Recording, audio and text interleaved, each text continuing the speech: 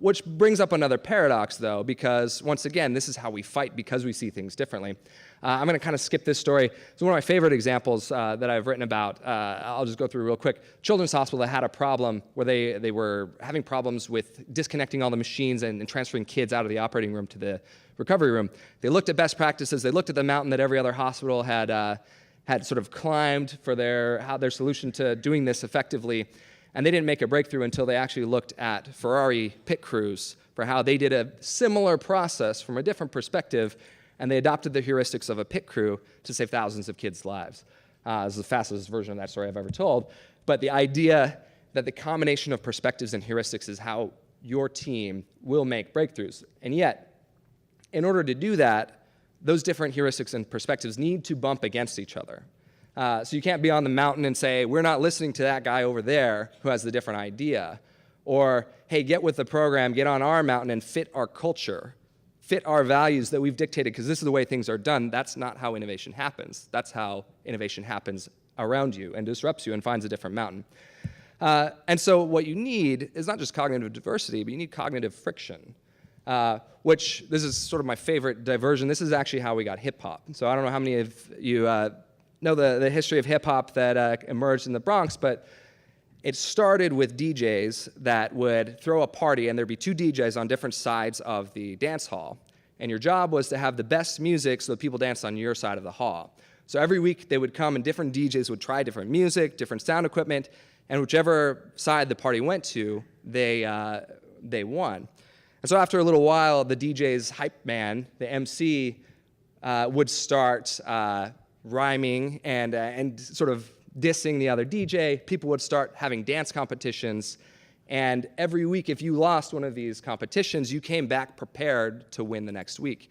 And through this process, which turns out isn't just the process of how hip-hop happened, it's the process of how many great innovations in history happened, DJs hacked their equipment. They built fader switches that didn't exist. They broke open computers. They helped actually develop a lot of the computing industry. And they also created new genres of music that wouldn't have existed if they had not had this battle that they had to come and adapt every week to do. So innovation is born of the friction between different ways of thinking, but it doesn't work unless you're willing to adapt. And so it's kind of like you have a rubber band. The rubber band has no energy unless you stretch it. But at a certain point, the rubber band's going to break. So you want to keep your relationship, your working relationship when you're working on things, in this zone of possibility in between destruction and inertia by not stretching the band too far, but stretching it. But most of us are afraid of the pain when the rubber band snaps. And so we're afraid to engage in the friction between our different perspectives and heuristics. So there's one more element in this equation, and real quick, it comes from the story of these two gentlemen here who were fabulous collaborators, but very different. One was sort of cerebral and quiet, the other was impetuous and loud. And their process for working on problems was they would show up to work and start shouting at each other. They'd pick one side of an argument and they'd just start yelling, and their assistants were worried and the neighbors were worried. And then at lunchtime, they would eat lunch, and then they'd switch sides of the argument. And they'd resume shouting, but each one had to take the other man's side. And if this sounds like an abusive work environment, you'll forgive them because if you don't recognize them here, you will hear these are the inventors of human flight. Orville and Wilbur had this process where they knew that if they were too married to their own perspectives, their own ideas, if their ego was attached to what they were working on, they would not make breakthroughs together. And because they were brothers, because they did think kind of similarly, they had to force themselves to get on different mountaintops and have these battles. And so, this is kind of that lesson that we need to be able to change our viewpoint for any of this to make sense, for any of this to work. And if we don't, that's how things blow up. But at a certain point, they're yelling at each other, and Orville decides he's going to murder Wilbur, and that's when they switch sides of the argument.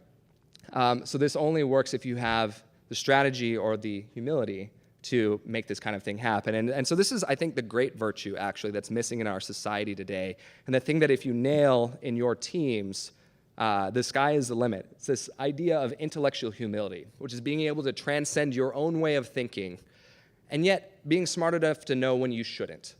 So being willing to look at the other side of the mountain, to consider perspectives that you think are wrong, to have those battles, but to show up the next week not doing just the same thing because you're stubborn and you're married to what you thought was the right idea in the first place.